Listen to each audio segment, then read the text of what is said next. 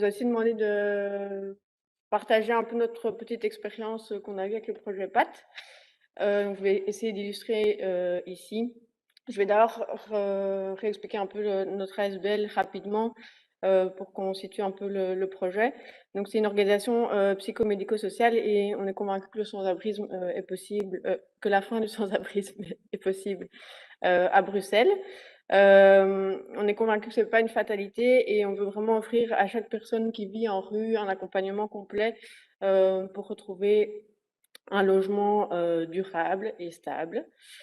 Du coup, au fil des années, notre ASBL a développé plusieurs actes, enfin plusieurs méthodologies basées surtout sur l'hygiène et la santé, l'estime de soi et la valorisation des ressources. Vraiment dans le but de créer un lien avec ces personnes sans abri les plus vulnérables et puis les reloger dans un logement via le projet Housing First. Du coup, on est actif aussi avec des équipes en rue, en logement, mais aussi avec une équipe de gestion, de communication, de plaidoyer et de formation. Dans cette optique, du coup, de mettre fin aux sans-abrisme, on cherche vraiment des solutions innovantes et c'est important pour nous de coopérer avec des partenaires et, et oui, c'est ça, de mettre en place des projets qui n'existent pas déjà. Et du coup, c'est dans ce sens qu'il y a quelques années, on s'est intéressé à la pérédance. À ce moment-là, le terme n'était pas très clair parce que du coup, on parlait aussi d'experts du vécu. Il y a certaines associations qui travaillaient déjà avec des patients, comme on les appelle chez nous, mais de manière pas très officielle. C'était pas un statut à l'époque comme on en parle maintenant. Et du coup, Infirmier de rue avait vraiment envie de faire un petit pas vers la pérédance. On avait vraiment besoin d'avoir un regard différent de notre regard de travailleur social, où on est souvent avec nos objectifs qui sont parfois malheureusement pas ceux des patients, dus à différents facteurs. Et donc on essaie de travailler à leur rythme et on a souvent aussi la réalité de nos enjeux institutionnels qui prennent parfois le dessus. Du coup, pour nous, c'était vraiment important d'avoir un pérédant dans l'équipe pour nous ramener à la réalité et trianguler la relation entre l'association et le patient. C'est aussi important pour nous de s'interroger sur nos pratiques et de bousculer notre cadre de travail. Du coup, depuis 2 ans, on a vraiment pris le temps de nous renseigner davantage sur la pérédance, de rencontrer des associations qui travaillent déjà avec des pérédants. On s'est nourri de lectures, de rencontres, le guide du SMES notamment. Et suite à cela, et puis surtout par manque de budget et d'autres priorités à l'époque, on s'est lancé avec une offre de bénévolat. Mais ça n'a pas du tout fonctionné. C'était assez indigeste et flou. Et je pense que là, on s'est rendu compte que même l'équipe ne savait pas vraiment ce qu'on cherchait en termes de profil euh, d'équipe dans laquelle travailler. Donc l'équipe était encore assez fragile et on avait trop de questions sans réponse. Donc le projet n'a malheureusement pas abouti à ce moment-là. Ensuite, du coup, on a rencontré la SBL en route afin de tenter d'avoir plus de cartes en main et pour que le projet aboutisse réellement. Et très vite après, on a rencontré l'équipe du PAT. Et puis depuis qu'ils nous accompagnent, du coup, tout a été très vite et c'est grâce à leur accompagnement qu'on a eu plusieurs déclics et que tout est plus clair aujourd'hui. Je vais brièvement faire les différentes étapes, mais donc la première phase a été en décembre 2020, donc ça fait bientôt un an, où là on a pris contact avec eux et il y a eu une réflexion sur voilà, comment fonctionne l'infirmier de rue, quel accompagnement le projet PAT peut amener. Nous, on avait on fonctionne en gouvernance collaborative chez Infirmier de rue. Et du coup, c'est aussi important pour nous d'impliquer la totalité des travailleurs dans le projet. Mais après, on était quand même limité dans le temps. Il y avait le Covid, on ne pouvait pas tous participer au projet toute l'année. Euh, et du coup, après cette réflexion-là, on a décidé de mettre en place un groupe de travail qui rassemblait du coup un représentant de chaque pôle d'infirmiers de rue. Donc la rue, le logement, le pôle MyWay et quelqu'un de la gestion et des RH. Et puis on a décidé de transmettre ces PV à toute l'équipe et donc il y avait quand même une bonne communication tous ensemble. Donc il y a eu une adaptation des différents facteurs à prendre en compte de chacun.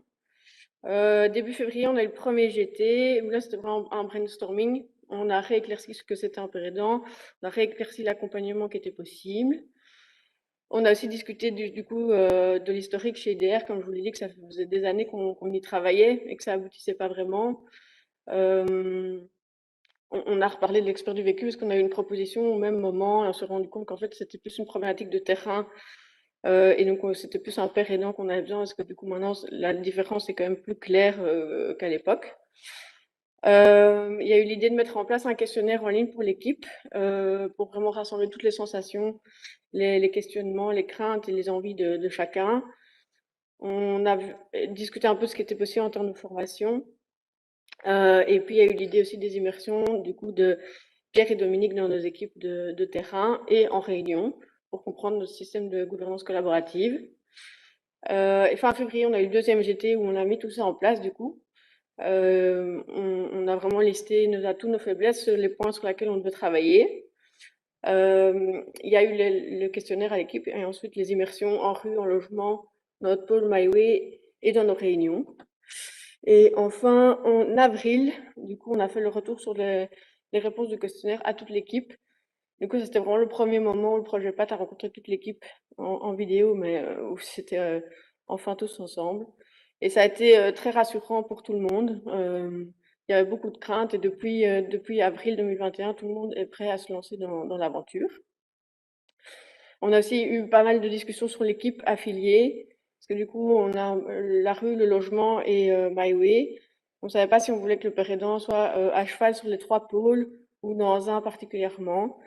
Avec le recul, du coup, on a pris la décision que ça serait un père aidant en logement et qu'après, on ferait des équipes mixtes pour qu'il y ait quand même la plus-value dans les autres équipes.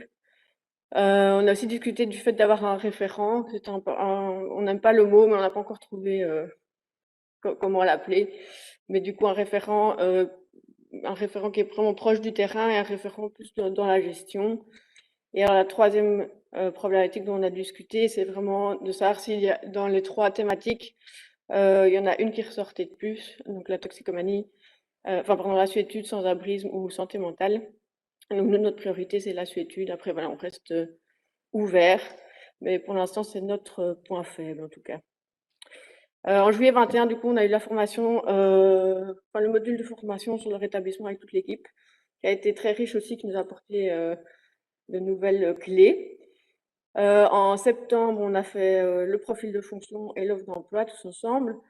En octobre, il y a eu un petit moment juste RH pour aussi définir le statut de la personne, la rémunération et la phase de recrutement.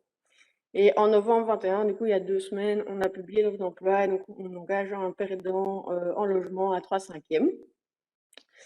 Voilà, donc aujourd'hui, il y a encore beaucoup de choses à faire. Le recrutement, la préparation de l'équipe, l'accueil, le soutien de formation du père aidant et de l'équipe, enfin, toutes les phases qui ont été présentées tantôt, les intervisions, les supervisions, et puis après l'évaluation et l'adaptation sans doute du processus. Voilà, mais du coup, pour conclure, nous, c'était vraiment important chez IDR de se lancer dans ce projet. Et là, en 1 an, ça peut paraître long, mais en fait, on a avancé beaucoup plus vite. Et on a franchi beaucoup plus de caps qu'en 5 ans tout seul avant.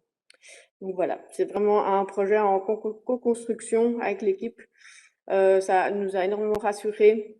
Ça nous a offert un autre regard aussi sur notre travail, notre fonctionnement. Et tout a été très précieux dans leur accompagnement. Voilà, merci beaucoup.